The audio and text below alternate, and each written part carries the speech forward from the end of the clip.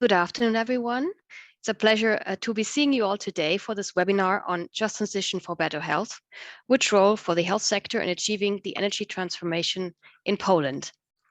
My name is Anne Stauffer. I'm the Deputy Director and Strategic Lead for HEAL Health and Environment Alliance, an alliance of over 90 member organizations from the health community working for better health through a healthier environment. And I'm joined this afternoon by several of HEAL's colleagues, Weronika Michalak, the Director of HEAL Poland, Jacek Karachun, the Communications Assistant, Joanna Brzezinska, our Consultant on Health and Transport, as well as Fatka Matkovic, our Senior Policy Officer on Health and Energy and Just Transition Lead. So, what are we talking about this afternoon? The transformation of current coal and carbon-intensive regions is an issue that has risen up to the agenda of the public and policymakers alike. It's one of the priorities of the European Green Deal. The need to act, to transform, is clear from a pollution and from a climate mitigation perspective or climate change perspective. Europe's dependency on coal power generation, has enabled prosperity and growth in the past, but it's also come with a huge unpaid health bill. Health costs from pollution that individuals and society overall have to pay. And we don't actually know the full amount of these health costs over time. In Poland, the question of transformation from coal to a green economy and way of life are particularly pressing, as 3/4 of the energy generation still stem from coal combustion, and a significant number of people are employed in the coal sector. In addition, coal burning in the homes is still a major contributor to air pollution. HEAL has been active in Poland for almost 10 years, and we have highlighted the health toll from air pollution and the need to move to a healthy energy throughout this time. For example, for 2016 alone, Polish coal plants cost up to 7.5 billion euros in health cost, topped only by German coal. It is therefore only natural that we're also increasingly engaged in just transition discussions to ensure that these transitions are not only handled in a fair way, but also lead to better health for Polish people and for people across Europe. After all, it's public money that's being spent in this transition, so it also needs to bring benefits to the public and not continue to fuel ill health. With the webinar today, we want to invite fellow health professionals and those concerned about preventing disease to start engaging in just transition. And by this, we mean engaging together, all of us, with workers, with the trade unions and the public for a better and healthier future, and certainly not engaging against workers. We're keen to see just transition deliberations as a more comprehensive conversation, covering various aspects to make sure that no one is left behind and that nobody's health is left behind. We're delighted to have with us this afternoon a range of distinguished experts with whom to start this conversation on a healthy and just transition and what the health sector can do. Today is also the opportunity to learn more about HEAL's recent briefing on just transition for health in Poland. Before we now start with our speakers, I would like to make some quick announcement on the housekeeping. This is a webinar with simultaneous translation into English and Polish. So if you would like to listen to the English translation, please go to the interpretation icon at the bottom right corner of the screen and select English. If you want to listen into Polish, please choose the Polish option. If you have any questions or comments on what you'll be hearing this afternoon, please send them either in English or Polish via the Q&A box at the bottom of your screen. We will be reviewing your questions, collecting them, and they will be part of the discussion then later on. And you can do this either in Polish or in English, whichever you feel more comfortable. But it will not be possible to ask a question directly with a microphone.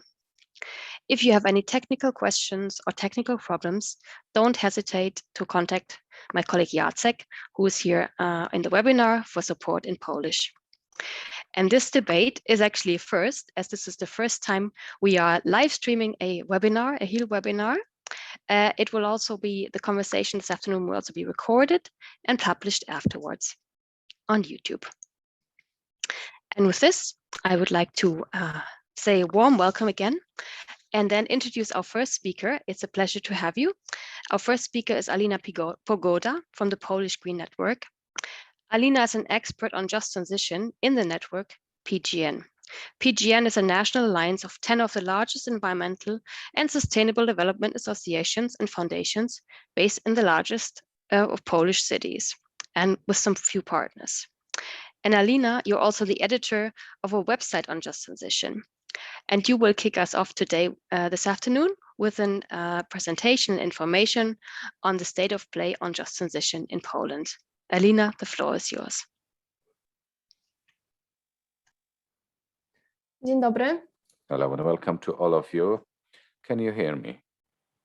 Bardzo dziękuję za możliwość udziału w tym webinarium. Udostępnię teraz mój... Thank you very much for giving me the possibility to take part in this webinar. You should be seeing my screen now. Czy ją widać? Can you see it now? Bardzo dziękuję. Thank you. Tak krótko powiem, co to Let jest us prawdziwa start with transformacja. what Prawdziwa just transformacja to jest proces transition is. This is this kind of transition or transformation from highly coal-intensive to zero-intensive, with taking part into consideration the well-being of the local milieus, continuity of employment and stability of employment. What is also important in just transition is the fact that the local inhabitants enjoy clean and healthy environment.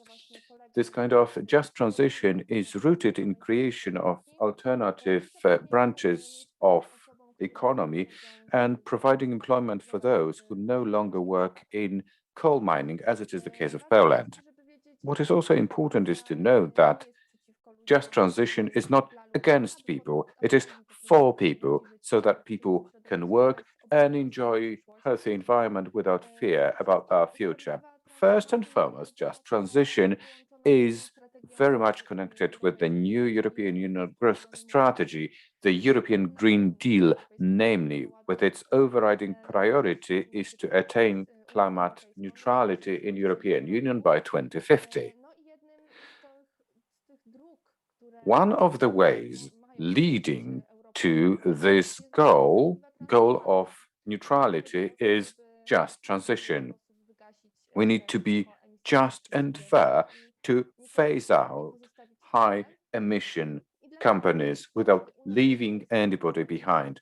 Therefore, the European Union has foreseen and earmarked quite substantial amounts of money to support this kind of activities for just transition and climate support. As you can see in the slide, there is the presentation of European Union funds to be used for the purpose.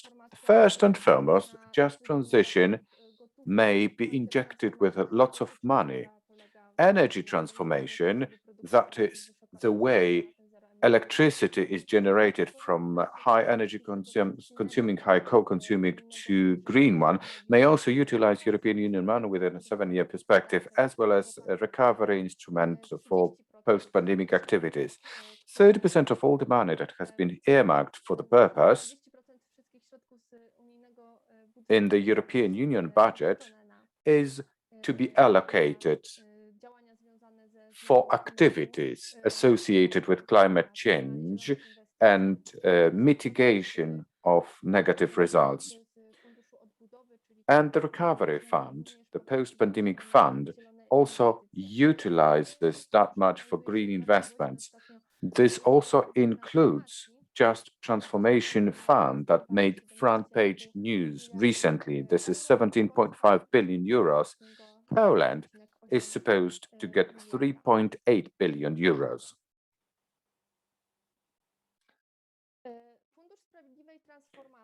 Just Transition Fund, whose objective is to minimize the results, to create new job opportunities, who leave the mining sector, who should diversify in employment, it is the part of just transformation mechanism that is based on 3 pillars. Just Transition Fund is one of them. This is a subsidy fund. The second one is the Invest EU instrument, whose money has been earmarked as guarantees for credits for private entities. And the third pillar of just transition mechanism is based off European Investment Bank's loans. Much has also been said in the context of just transition on whether gas can be financed, gas investments. The two other pillars and just transition fund, well, you may find it difficult because EIB has got the emissions criterion, large-scale gas investments may be excluded. However, the Just Transition Fund may support a plethora of very important activities. As mentioned before, the fund supports economic diversity. The 4 mining areas stand a chance to free themselves from this economic monopoly, namely coal mining. And the 4 Just Transition Fund supports SME sector, with these SMEs being able to employ even more people who depart from the mining sector. FST supports research and development, innovativeness. We can speak about recovery of land, rehabilitation, renewable energy sources. Research and development sector should be focused on digital green economy, efficient management, recycling, and retention. That is very important in post-mining areas. And what is also necessary to support gaining new qualification among employees and support for active work search. So these problems may encompass professional advisory schemes as well as mental support, which is particularly important in mental health protection when leaving mining. The regions which apply for the support from the Just Transition Funds include priority regions approved by the European Commission, and they include Eastern Poznań region, Wielkopolska, and Upper Silesia. However, the Ministry of Regional Policy and Funds also included other coal and mining regions in Poland, meaning the region of Turów, Bełchatów in the Łódzkie region, Lesser Poland, the western area, and last but not least, the Bogdanka mining area. In order to get funds from the Just Transition, the regions have to develop their territorial schedules and plans for Just Transition. I will discuss them more in a minute. In order to the funds, it needs to be demonstrated that within the next 9-year period, by 2030, the region will stop mining coal. Unfortunately, in some Polish regions, it will not happen within the next few years, and it applies, for instance, to Lubelskie region. However, other ones are more ambitious in this respect, and they plan to stop mining within the next 9-year period. They also intend to achieve climate neutrality by 2040. First and foremost, we need to mention that the territorial plan of just transformation, owing to which the Polish mining region can be subsidized from just transition, should include the schedule of eliminating or closing the mines. It should also describe the results of the transition in detail, namely what companies are going to be closed down or will need to diversify their operation or production. And also, they should indicate such needs, including the transfer of new technologies if the regions want to change the specificity of their production or in the context of employment, land development for new investments, or area or land recultivation. Furthermore, there is the national plan for a just transition and supervised by the Ministry of Climate and Environment. It should include pilot projects focusing on horizontal investments. For instance, I could enumerate here recultivation and renaturalization of rivers, very important in the context of climate protection. Furthermore, the national plan can include some proposals for legal changes in the way that mining areas are handed over to communes. The total amount of such projects exceeds 500 million euro. Last but not least, I would like to say about the moment where we are. The territorial regional plan of just transition has been developed for the Eastern Wielkopolska region and for some other regions as well. It was mainly developed with the participation of miners, local authorities, and NGOs, but also including local businesses. Some plans are highly ambitious, such as the one of Eastern Wielkopolska region, as well as the territorial plan for the Voivodeship region, which assumes climate neutrality by 2030. Others are less ambitious, such as the one for the Lublin region. All the transition plans should be submitted to the European Commission for assessment. In about a year's time, in 2022, there will be the time to submit specific projects for the plans, which could be financed from the Just Transition Fund.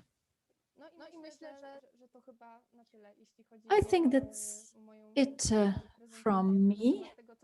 As for the status quo of Just Transition in Poland. Thank you very much, Alina, for this introduction and giving us the, if you want, the summary or the flavor of actually that there is so much more in these two words, just transition, as you said, in terms of what kind of transformation it encompasses, and the update on where things are in Poland. And I think that's also important for the discussion later when we consider how the health sector can be involved and at which stages, because you've started to enlighten us here. And you've already shown how important it is for certain regions in Poland. And now we're actually moving on to talk more about one specific region, and that is Silesia. And I'm pleased to welcome Patryk Białas as our next speaker. Patryk is the director of the Innovation and Competence Center at the Eurocentrum Science and Technology Park in Katowice and an expert in regional development and regional policy. Patryk is also the founder and president of Bomiasto, a network of people focusing on awareness raising and engagement through various projects, ranging from media engagement, but also local citizens engagement. So I think you have a broad range of expertise, and you'll talk this afternoon to us about just transition in Silesia. Patryk, welcome, and the floor is yours. Bardzo dziękuję za zaproszenie. Thank you very much for inviting me to participate in the webinar and for the opportunity to share my presentation. I'm trying to share my screen now. I hope you can see it. We can see your screen, but not yet in the presentation mode. Mm-hmm. Yes. Teraz już lepiej, tak? Yes, now it's okay, I hope. Teraz rozumiem, że jest w porządku. Can you see it now? Yes, we can see it. Perfect. Thank you. Okej, bardzo dziękuję, dlatego że nadaję do Państwa. Thank you very much. I'm here in the technology park and I'm working on two screens, so it's always a tremendous challenge to find out which screen the participants are going to see. Thank you very much once again for inviting me to participate in the webinar, and I would like to tell you how just transition is progressing in Silesia. I would like to start with saying that the transition of the mining sector in Poland has not started overnight. It is many years of history. The data in this slide show that at the beginning of the 1980s, 193 tons of coal were mined in Poland. Now it is 62 million tons a year. It shows that coal production in Poland has been decreasing. The previous presentation mentioned that Silesia is one of the major producers of coal in Poland and also in Europe. Unfortunately, I didn't manage to find such beautiful data, but I simply want to emphasize that the employment in the mining sector in Poland back in the 1990s amounted to around 300,000 people. Now it's less than 80,000. It shows that the transition or transformation of the energy and mining sector has not started overnight, and it dates back to the previous century. When I decided to shift the core of my operation of interest to climate change and to mitigating its effects, in 2018 in Katowice, we had the COP summit in Katowice in collaboration with the American Foundation, the Climate Reality Project.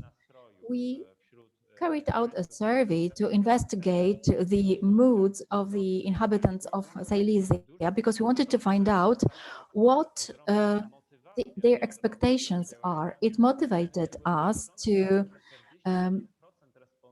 further activities. 40% of the respondents in Silesia, in the capital of the mining region, said they wanted to see renewable energy sources. It applied to electricity and heat. For me, it was really surprising, but also provided stimuli for further activities. It seemed to me that everything was going fine, that the number of the coal region inhabitants looking for energy transition and looking for giving up coal in favor of renewable energy sources has been growing, because I was in touch with such people. A few days ago, in May 2021, on commission of the Jagiellonian Institute, Kantar Public conducted a survey among miners to find out whether the inhabitants of Upper Silesia want to see closing of the mines in Silesia. Not to our much surprise, 88% of them didn't want to see giving up coal mining. As for the people who collaborate with mines, 85% didn't want to see giving up coal, but when we talk to inhabitants, their mindset is different. 67% of them don't want to see the mines being closed. It shows that depending on the category of the region inhabitants, we can see different opinions. Sensing the moods of the inhabitants of Silesia and discussing different kinds of activities that can be undertaken, we observed a certain trend. It means that people would like to see some changes, but they are a bit afraid of the future, which is uncertain. They're afraid of what can happen. On the 4th of December, we celebrate the miners' holiday. We launched a campaign consisting of 4-episode series. We wanted to prepare the inhabitants of Silesia to the potential change and make them familiar with it. The series is still available online and it's really popular because this is our reality. What about the transformation of Silesia? What does it look like? At the end of March, the authorities of the Silesian region announced a project called Regional Plan for Just Transition in the Silesian region.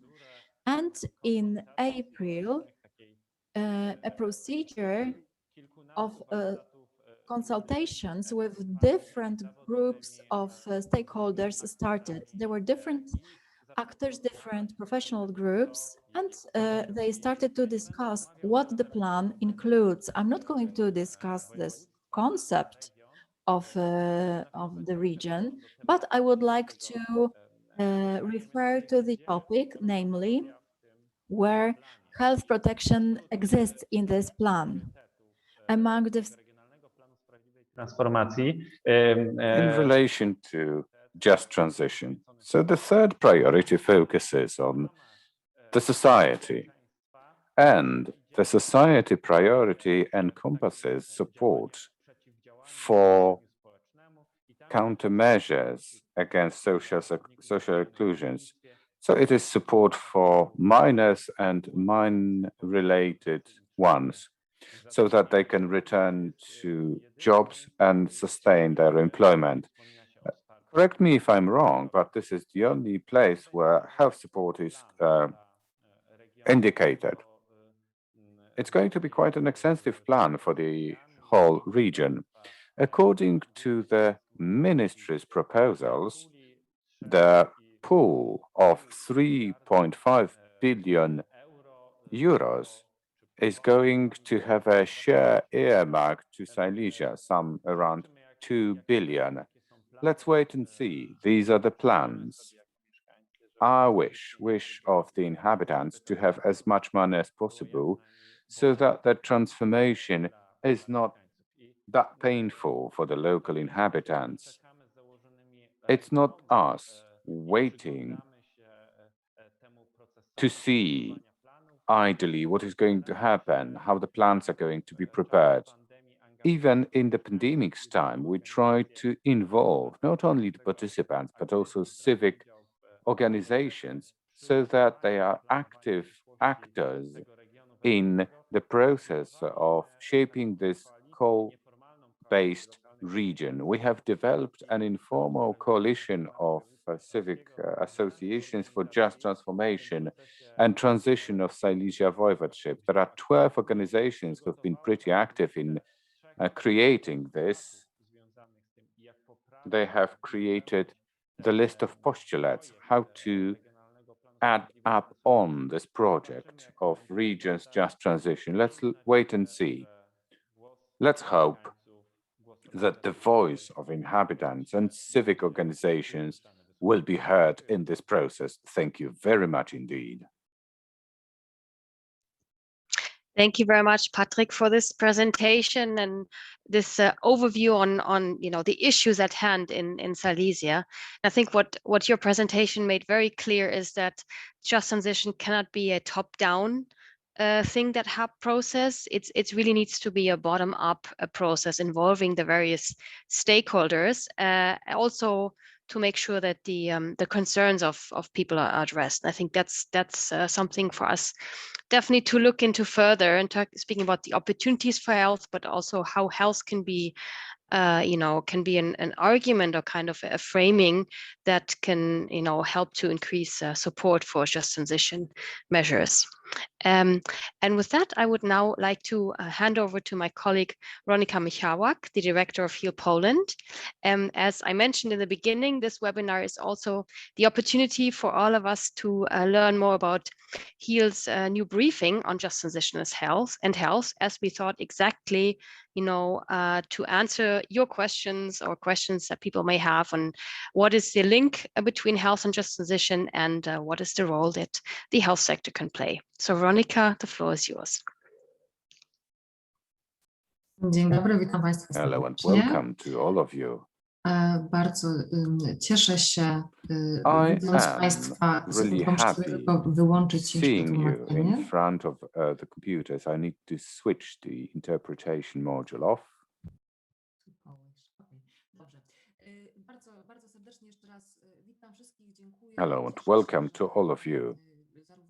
I'm really happy that we have wonderful speakers and participants joining our webinar.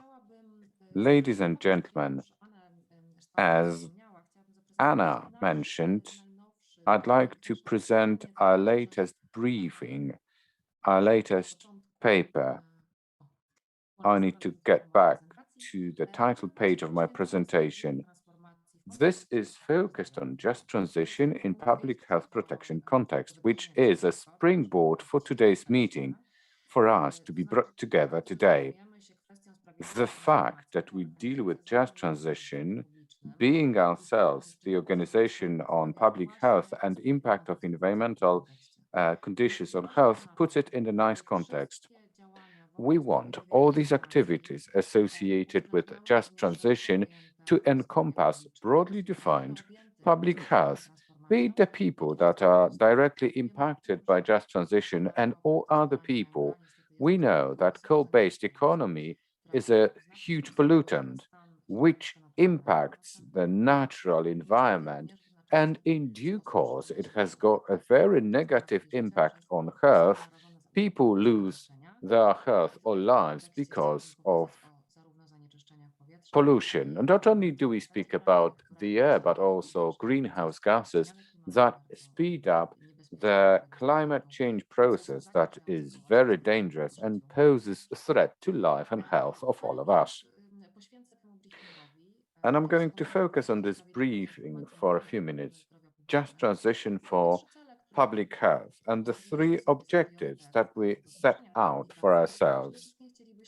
First and foremost, we wanted to speak about just transition, to say what that is. As a starting point, just transition in Europe and Poland information was included. We wanted to highlight the importance of health arguments. When you take up a challenge or create a strategy, be it a transformation or a large-size project, we tend to forget about very important health issues. We are heading towards the directions we have assumed, having forgotten about the fact that it should serve the people in general, not groups in particular, not the priorities of the project as such. It should consider the people who are both the subject of transformation, who are exposed to coal economy threats, keep their good health. And this publication has developed documentation for the bodies that are involved in just transformation. The four speakers' transformation-focused presentations indicated a number of stakeholders involved, people from different milieus and areas. We'd like to issue an appeal. May you take these health-related arguments at every leg of this journey, be it the decision process or implementation. We would like to start this discussion in order to involve doctors, representatives of the medical sector, medical experts, because they, when speaking about health, they make their message very strong.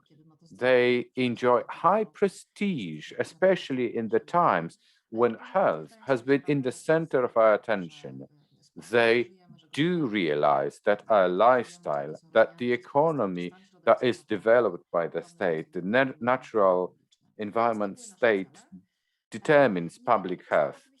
I won't be showing you the publication. You are more than welcome to download it and read it. I'm going to give you the address to download at the end of my presentation.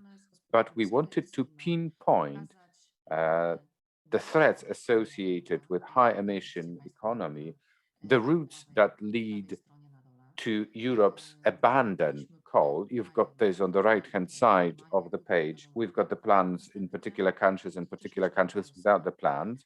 Then we put Poland into the spotlight with a focus on health results. We want to speak about the future. We want to speak about our economy and region's transition so that we are not in danger of losing health and life. We also pay attention to these very sad facts. Coal mining, burning, incineration, air pollution has got a hugely negative impact, and nobody's going to reverse time. We cannot undo people getting ill or people dying. What we can do is to increase in the number of people of all generations and walks of life, first and foremost, the youngest generation, to avoid this possible negative impact of coal burning. This is Bełchatów coal mine. This is just a fraction of the picture that serves the purpose of showing the problem scale. We've got data for all coal mines. We do realize what a serious problem air pollution is, and I do hope that we also realize how serious the problem of climate change is. We've done it to indicate the problem. We also inform about the just transition mechanism in the European Union. This has already been mentioned in the first presentation by Alina Pogoda. We have highlighted the priorities: zero pollutions, this is a telling name, as well as we have indicated funds that can be used to support just transition. And you've got the red box that has highlighted the area. This slide has been repeated on numerous occasions. It was used in the first presentation, but we have also indicated what is the problem in Poland. And the most important part of our briefing, our recommendations. What do you want to suggest and recommend and highlight? What is the key point of our message? Every process, every measure and activity and decision that is made within the scope of just transition process takes into consideration the health impact assessment. We do not want these activities to be the activities for their own sake without taking into consideration the health costs. Every measure may have either a positive or a negative impact on health of local inhabitants, as well as all other people. We want to take costs into consideration, results, health benefits, whatever the measure is taken up within the scope of just transition. We want to bind this with just transition fund, with the obligation of the regions to step away from coal by 2030 as quickly as possible. We want all investments that are directly or indirectly associated with high emissions, with pollution to coal economy, to be excluded from the vision of the future we are shaping at the moment for particular regions. Something has been mentioned in previous presentations, namely natural gas. We do not want to see any support for natural gas and this technology that releases lots of greenhouse gases. So cease to finance gas. Energy efficiency and energy preservation is also very important. The healthiest energy is the one that you never produce because it never pollutes. So we want to highlight the fact that this is very important, and making cities green, promotion of pedestrian and bicycle routes. We can talk for an hour about this or have a separate presentation, but we want the cities and the regions of the future to be even greener, so that people are willing to walk around, to be physically active, to go biking without using high emissions transport. And a few recommendations for the representatives of the health sector, the people who may have even a greater impact on what the processes of transformation and transition may look like in the future. Increased involvement of the organizations and individuals who are associated with broadly defined health and medical sector in this debate on just transition.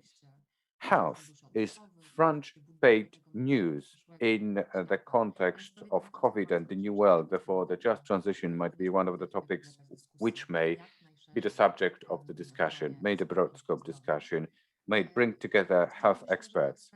We want experts, health experts, to highlight the real costs to acquire and use, to prosper for and use fossil fuels.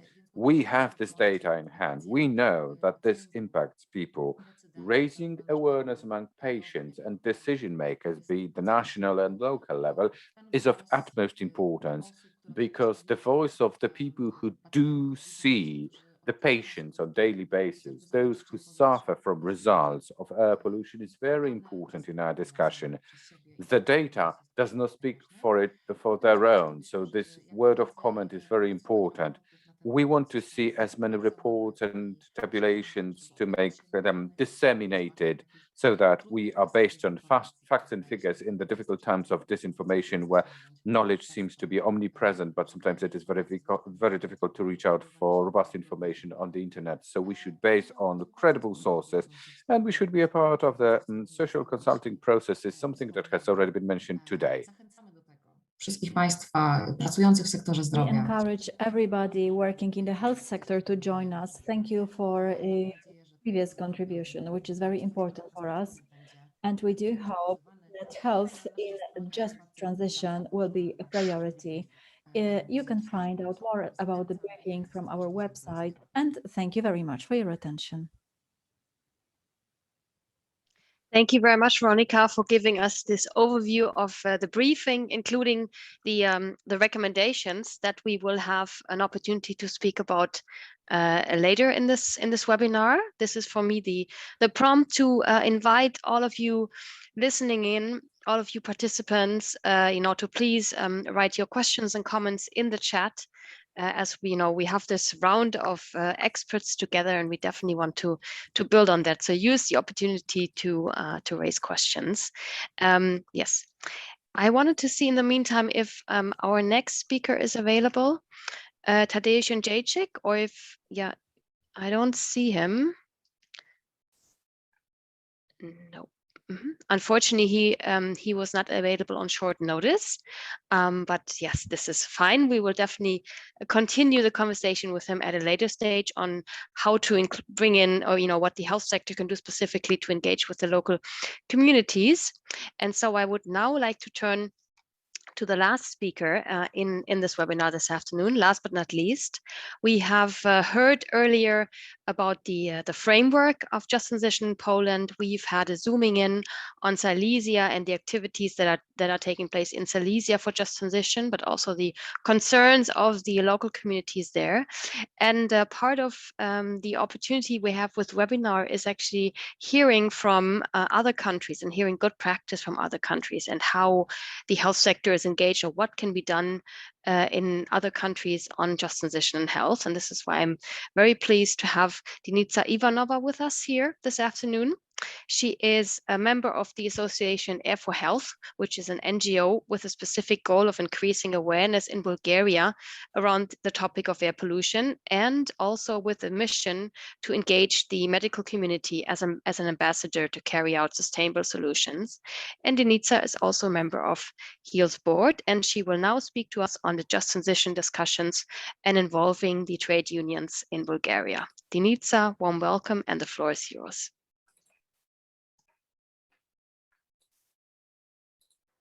Just a second. Okay. We can see your presentation, Yeah. yes. So firstly, thank you for the opportunity to share our experience with you. It's a really pleasure to be part of your webinar. Apart from my work in Air for Health, I'm an expert in National Trade Federation Metal Electro, which is operating in the machine building sector in Bulgaria. Our federation is one of the main members of Confederation of Independent Trade Union in Bulgaria, the biggest umbrella trade union organization in the country. We are also members of Industrial Global Union, Industrial European Trade Union, and Industrial Eurasian Metalworking Federation. The environment to become a key aspect of the social dialogue is our main goal, the main goal of our project. We have received a European fund to work on the protection of improving the social dialogue, collective bargaining, and improving working conditions. To achieve this, we need green provision to be part of traditional collective bargaining agreements, including in the industrial sector. Those green provisions, those matters are brand new for the Bulgarian collective agreements. The green provisions are those who consider and appropriate green action. Implementation of green clauses in the collective bargaining agreements to fulfill the green European plans, low carbon transition and digital transformation are reshaping the labor market. The collective bargaining agreement is well placed to design solutions to further challenges by integrating the principle of suitable development as a part of the collective agreements. To do this, we need union environmental representative. The concept of environmental representative has been already implemented in some countries like Britain and Italy, but in the public sector. This grabbed our attention, and we intend to implement this idea in our sector, in our industrial sector, because it will be relevant to the European Green Course. We spent half a year to explore the benefit of including environmental reps in the industry sector for green transformation. To make this happen, we need to train our activists to raise the awareness and develop a deeper understanding of the environmental and health issues. In this way, we can engage workers and regional trade union activists as a union environmental representative.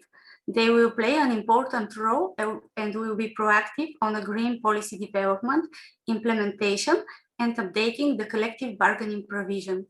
Our environmental reps will observe the green arguments and will follow our ambition to put sustainability into the mainstream of what we should do as a union. Something that I would like to stress is that one of the issues in Bulgaria is the lack of public dialogue about the climate situation. That's why we engage health experts, health professionals, climate experts, and economists in our training as a speaker. We open the training for our members, especially for health committee and for labor commission committee and the management of the enterprises as well. Our training goals was raising awareness of our members on both levels. So I just want to say that in Bulgaria, the target that we choose, it depends on the structure of the syndicate. In Bulgaria, syndicate organization functions on two levels. We have a factory and regional level. It's really important to engage the regional level trade union representative, because they work with all the sector, not only with the industrial, not only with the machine building sector. So in this way, we can make a broad and active syndicate network related to environmental issue. So our training goals was raising awareness of our members on both levels about environmental health issue, health impact, climate change, and circular economy, sharing good practices, giving advice on how to develop and implement green policy, engaging workers and regional trade union activists as a union environmental representative.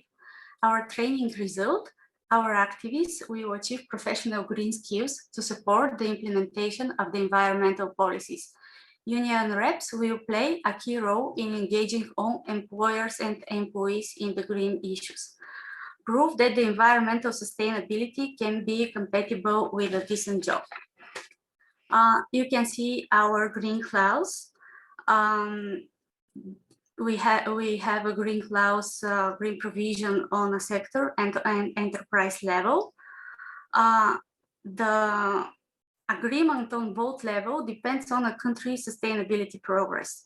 I'm afraid that here in Bulgaria, we are at the beginning of the journey, so a lot of matters that we would like to implement, other countries have already put it into practice. So you can see our green provision on the sector and enterprise level. Interactive approach leading to multiply effect in every aspect of life, improving cooperation with local authorities. And here I would like to give you an interesting example from our practice with a small city Gabrovo, which won European Green Leaf 2021 award.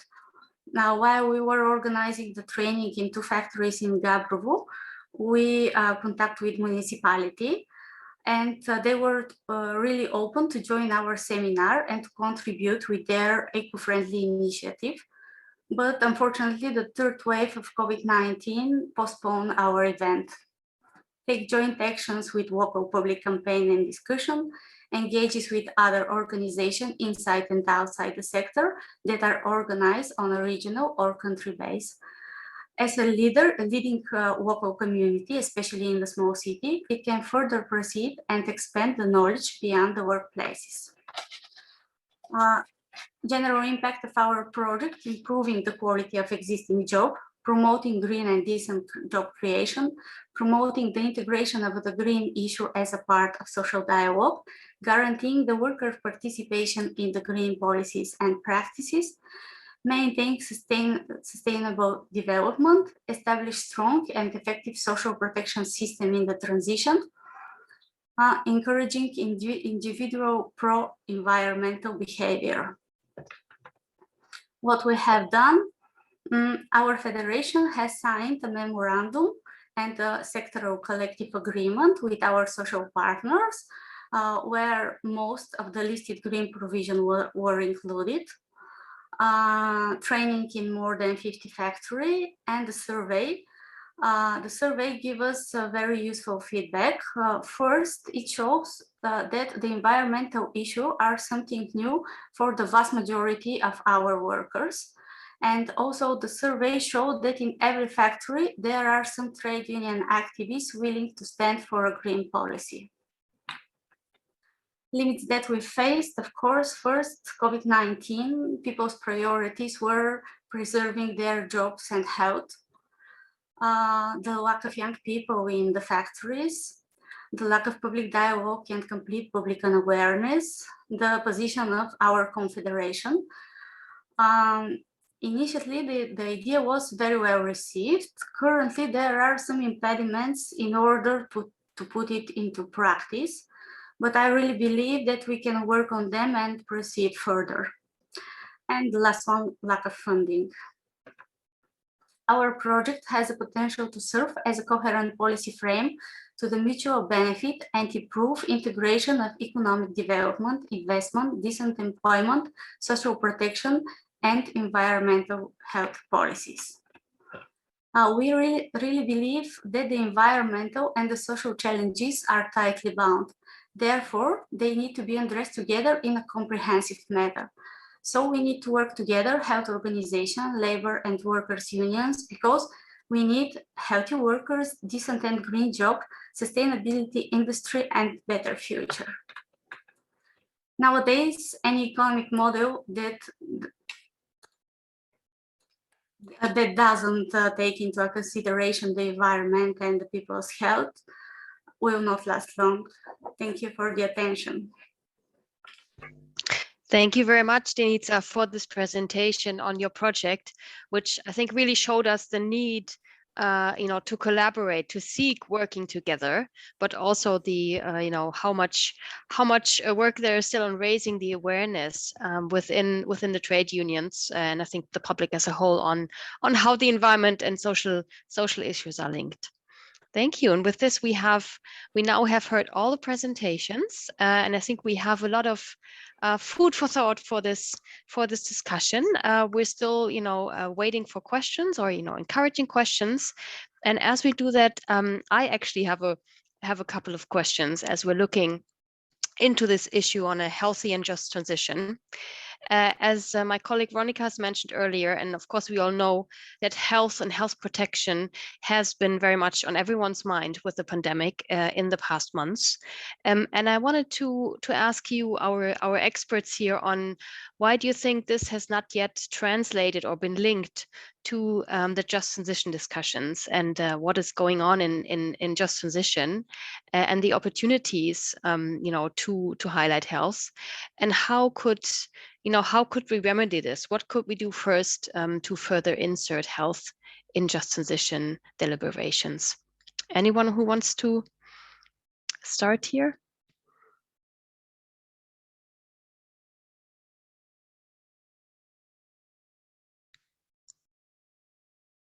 Alina or Patryk? To ja mogę spróbować. I may have a go. Let me start with a brief insight complemented by Alina. To my liking, it's by no means easy for those who prepare programs to bind just transition and health questions, because those who prepare programs focus on just transition goals, and just transition goals are focused on mitigation of scraping coal mining, decarbonization, neutrality of climate neutrality. At least in the Polish perspective, this is quite a challenge here in our country. But when speaking about coal mining liquidation impact or results, that there is creation or safeguarding new job opportunities who suffer because of the coal mines being closed down and scraped. Therefore, the concentration on the questions that are associated with finding new employment, changing qualifications, creation of new job opportunities for these people, and for the support for creation of new job opportunities may overshadow something that is pretty obvious for us, as we know here. This is the connection between air pollution that is triggered by coal incineration or higher CO2 emissions as the result of electricity generation in coal-fired power plants. So this binding, this relation is not apparent, so it is set aside, kind of. Yes, I do agree with Patryk. Yes, this is kind of auxiliary in the perception. In the discussion on just transformation, they speak about mitigation of economic results, impact, so creation of job opportunities. For example, us, non-governmental organizations, we try to join all these kind of groups that discuss just transformation and therefore indicate that one thing is inseparable from the other. So job creation, job post-creation may have a positive impact on the environment and, at the end of the day, our health. We can create job opportunities when insulating or carrying out thermal modernization of buildings. Therefore, less energy will be used for heating houses. Thermal modernization is also associated with boilers exchange, and these boilers that are being replaced are coal burners or rubbish burners, which results in quality of the air in Polish cities. What is also indicated is the fact that the new job opportunities can be created in recultivation and post-mining areas, which is a great problem in Silesia in Poland. For example, the dump, the coal heaps or spoil banks may result in leaches into water reservoirs. Cadmium or lead or zinc may accumulate. So it all impacts what happens in the vicinity of the people that live in. This also accumulates in plants. This is something we need to focus on. And therefore, new job opportunities may arise here. The same applies to the heaps that have not yet been developed. This has got the impact on air quality. So we try to connect the dots when speaking about these topics. What is very much needed is a large-scale information and dissemination campaign and airing out the problem as large as possible. Thank you very much. And I think that's then actually I can follow with my next question or thought here is then, is it probably that whole discussion, that whole perspective, is it too much focused on something negative, as in negative on job losses, on if if the transformation is perceived as something negative, and so should we much more focus on the benefits of the transformation action in terms of new jobs that will be created, healthier environment, cleaner air that we will breathe in? Is that something you have noticed as well or are thinking about?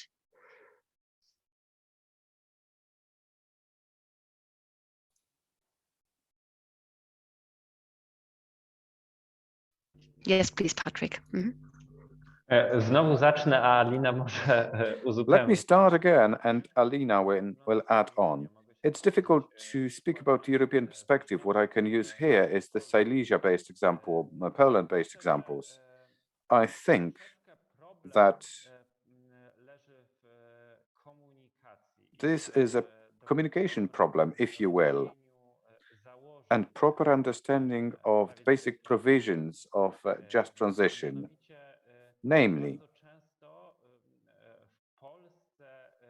more often than not in Poland, and this has been supported with research data, it was mentioned in my presentation too, this is the miners, those who make a living on mining, do know the realities in the pit, because we go deeper and deeper into the mines.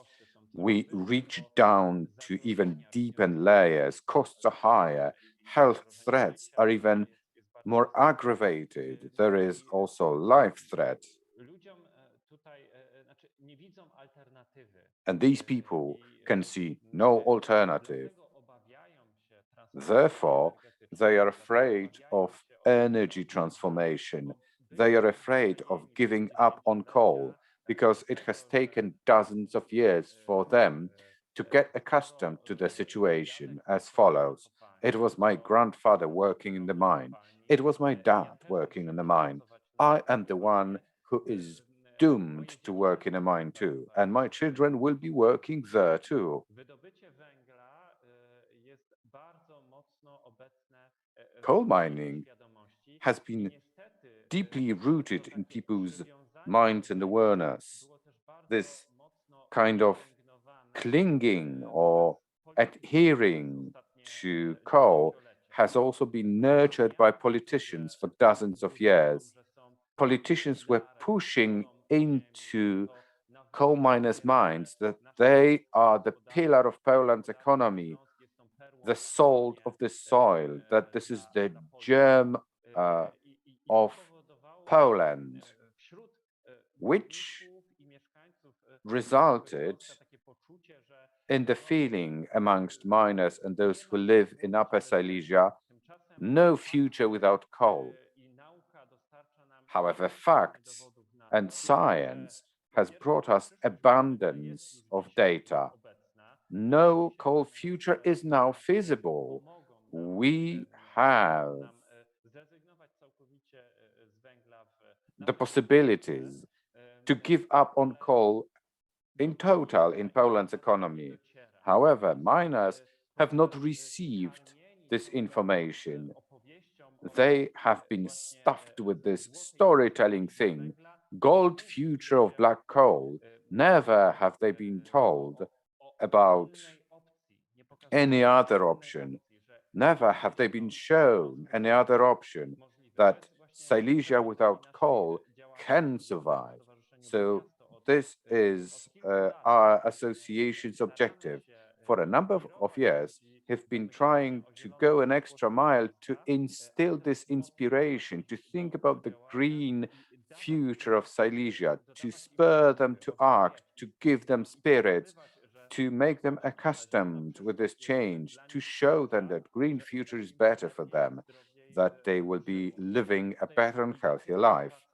So there is lots of work, lots of education to do, so that people are accustomed with this change. They are ready for the change.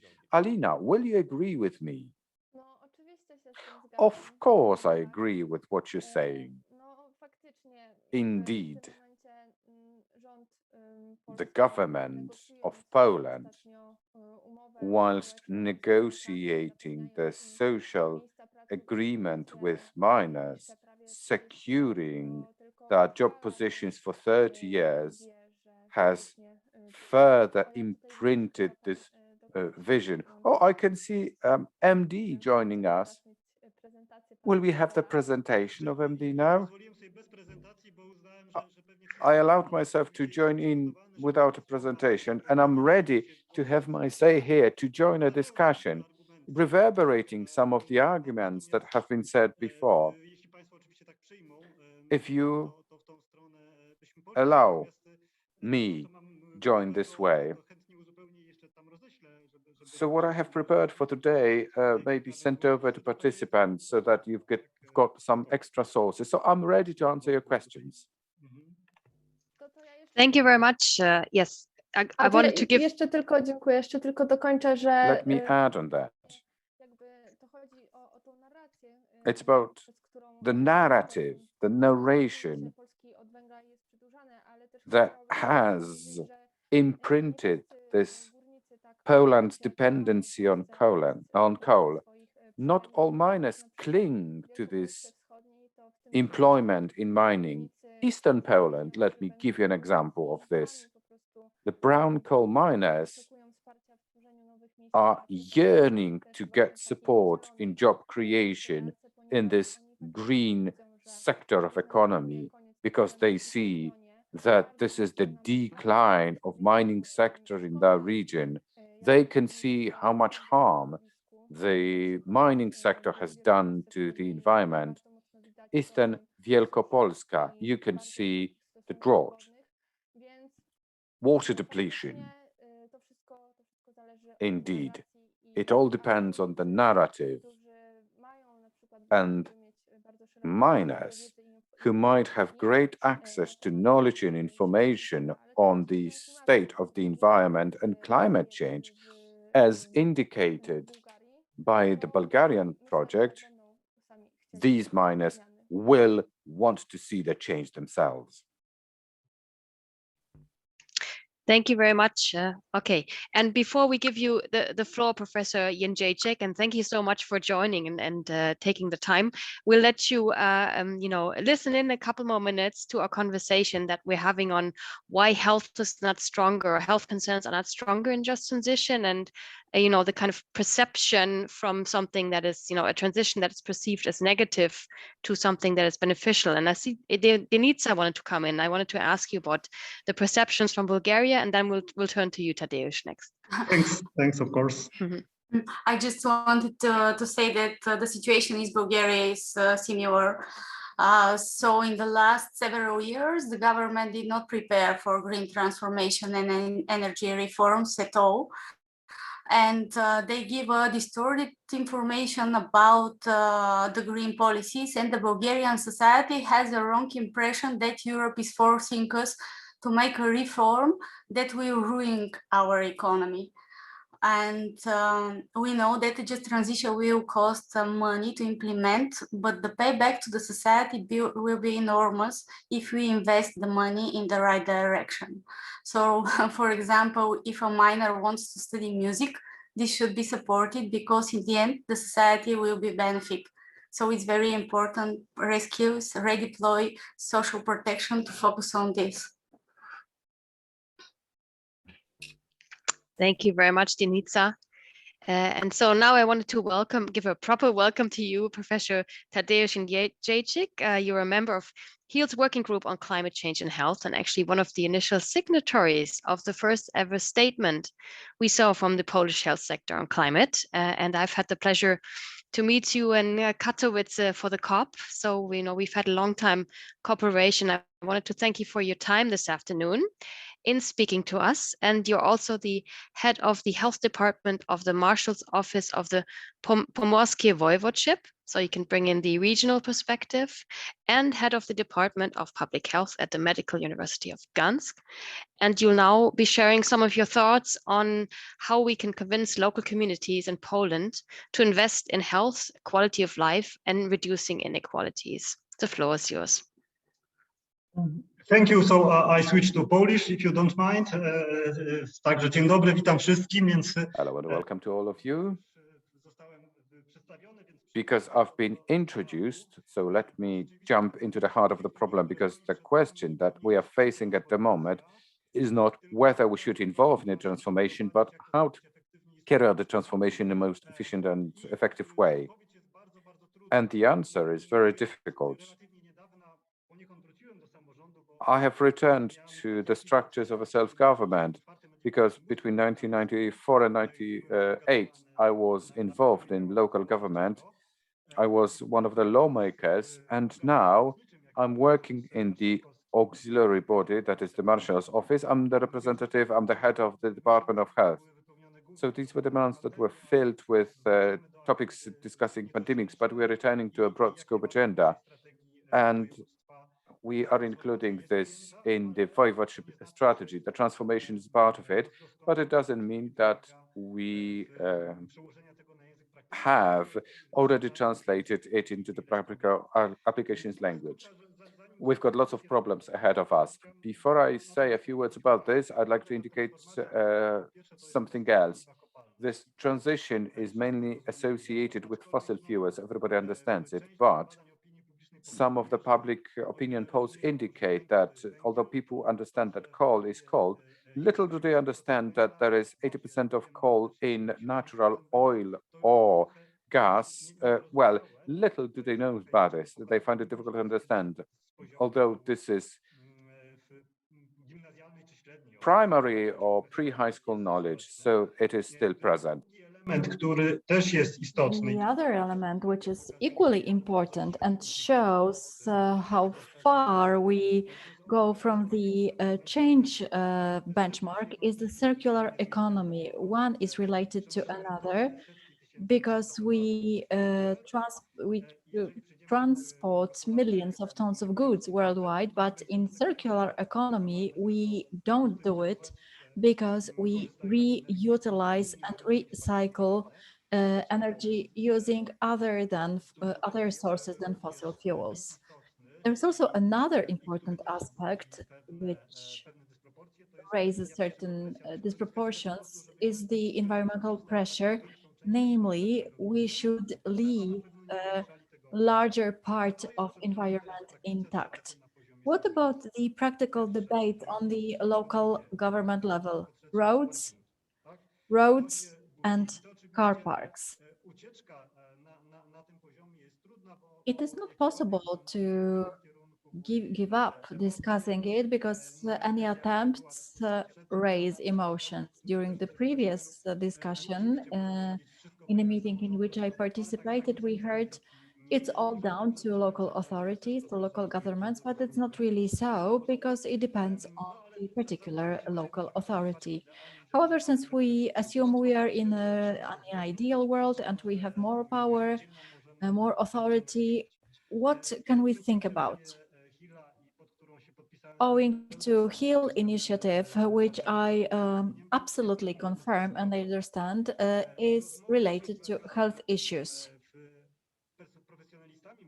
When I talk to medical professionals and try to persuade them to talk about it, still I am not as successful as I would like to, and their involvement is not sufficient compared to the challenges and problems.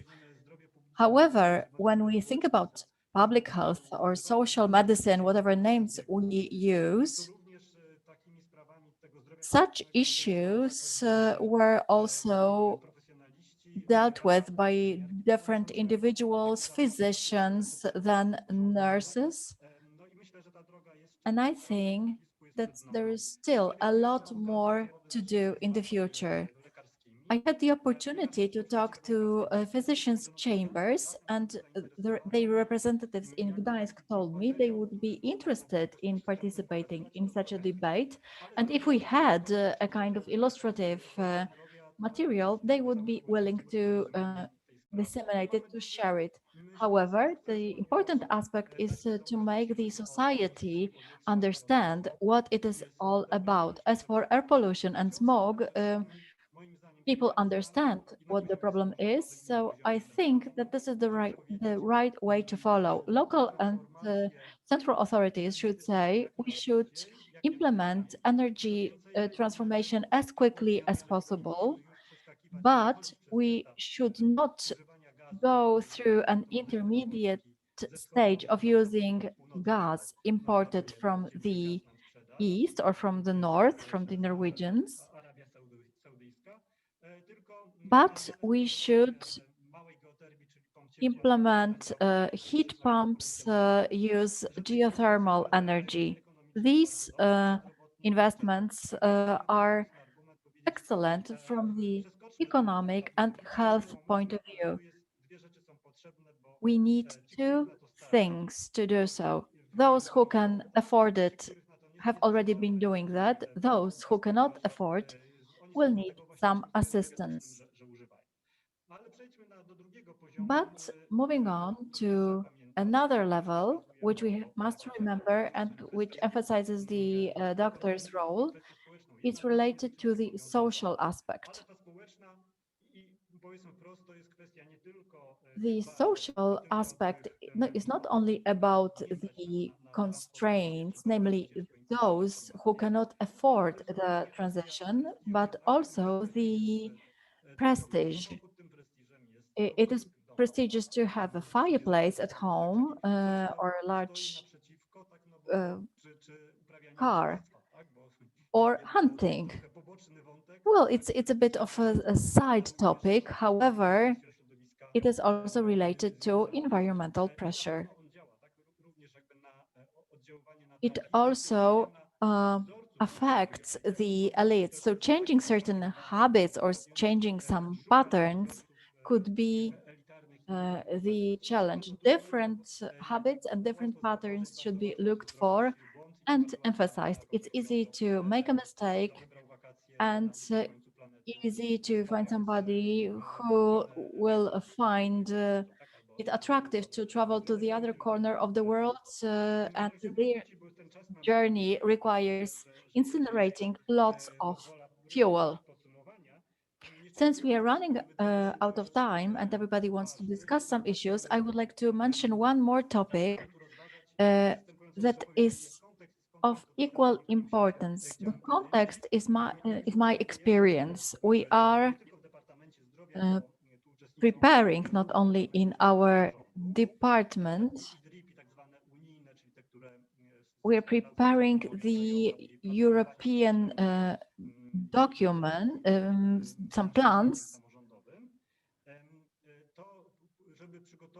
We want to prepare hospitals to constitute a lower burden for the environment. They should be self-sufficient from the point of view of energy, to have their own heat pumps, to manage waste in a better way. Preparing to this measure, I told one thing: we must not buy a technology that has already become obsolete, because the process of investment lasts long, and the European Union offers such an opportunity to buy innovative solutions. Whether we are going to do it, it's still doubtful. It's still on the stage of intent. However, I would like to point out that the technologies can facilitate the transition. It is a tremendous shift, like in the Copernicus times. Nowadays, the European Union has faced the new challenges and said they would not subsidize PV panels because they are so economically feasible that it's obvious for everybody. They are going to be even cheaper because there is a factory of perovskites near Wrocław, which is announcing a kind of revolution. It's going to be a cheap, scalable, and effective solution. I would like to point out that young males should take advantage of it and should feel convinced, because they are the recipients. If we talk about air pollution, elderly people and mothers of babies are particularly vulnerable. However, as far as technology is concerned, this is the group which seems particularly indecisive. For them, it could become the professional and economical opportunity. In order to find a holistic and cohesive approach which goes beyond health, I wanted to emphasize these aspects. But everything actually boils down to health again. Once we implement all these ideas and concepts, everybody will see for themselves that just transition is possible, what its health effect can be, and how many jobs it can create. That's briefly from me. Once you are interested in some sources in the literature, I will share it with you really voluntarily. Thank you very much. Thank you very much, Tadeusz, for this intervention and bringing in further aspects to the very rich conversation we're having this afternoon. We're coming to the close of our webinar, but I wanted to ask you one follow-up question that we received from our participants, and that is about the role of the health sector. And this is if you think that a high-level commitment on behalf of national or regional health systems or hospitals in favor of just transition and the phase out of coal would be effective in changing the national policy or the regional just transition plans. And if you think this is something that is desirable, what are the current obstacles for this to happen? So, in terms of the health sector, where is the obstacle for deeper engagement on just transition? Dziękuję za pytanie. Rzeczywiście, po pierwsze, mówię, ten przykład, Thank you very much for the question. What we do as the local government, together with hospitals, pursues this objective. It was carried out together with different health sector milieus. It is a lesson on new technology and new health aspects. If I were to convince everybody to support it, I think it's possible. However, a more effective way is to bring together two professional groups in the health protection. It's a bit systemic. It means the state should motivate everybody, namely to combine healthcare sector and professional medicine. Together with the representatives of our department, we carried out a discussion with the representatives of Labor Medicine Center, and they emphasized how important it is to change the approach and the mindset after the pandemic. A lot of people have experienced problems with their stamina, with their weight. So it's really a great opportunity to work together. And such a strategy is expected. In my opinion, it would also be worth reaching the lowest possible levels, namely of outpatient cleaning or nurses who can disseminate such information to patients. It's enough to convince people to walk more rather than drive a car, to exercise more, and that would help find the solutions that are better and easy to implement. There are numerous examples of a similar kind. We can also join some local activities to diagnose the hazards on the regional level. And I refer here to household hazards. So it requires going to the lower level.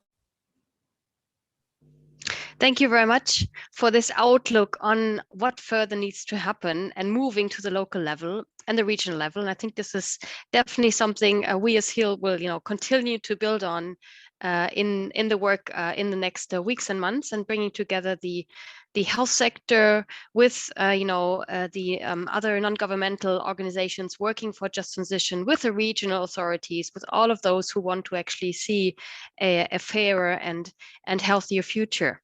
And with this, we have come to the end of our webinar today, but definitely not the end of our conversation. This is a first in what we really hope would be a greater health engagement in Poland and beyond on this issue. And I think especially as we see more and more doctors, nurses, researchers, public health experts engaged and aware of the clean air challenges and the climate challenges. And we often get asked, well, you're good at describing the problem. What needs to be done? And I think with the Just Transition discussions, we have exactly this kind of framework where health can change, and we can talk about what needs to actually change for us to get to better health. And so with that, I look forward to the further conversations. And I wanted to lastly give a couple of thanks to, first of all, our translators here, Sonia and Pavel. Thank you very much for translating this 1.5 hours. We couldn't do this exchange without you. And it was really good to have to enable us to get perspectives from across the Eastern European region and beyond. I wanted to thank all of our speakers here this afternoon, Alina, Patryk, Tadeusz, Weronika, and Denitsa, for your interventions and for really making a rich and comprehensive presentation of just transition and health issues. I wanted to thank the HEAL Poland team, especially Jacek, for all your technical support and for your communications engagement on the webinar. And last but not least, of course, all of you who participated. As I mentioned, this webinar was live streamed on Facebook, and the recording in Polish and English will be available afterwards for anyone to listen in. And with that, I want to wish you a good rest of the day and look forward to further conversations on just transition and health. Thank you very much. Thank you very much. Dziękujemy bardzo wszystkim Państwu. Thank you very much to all participants.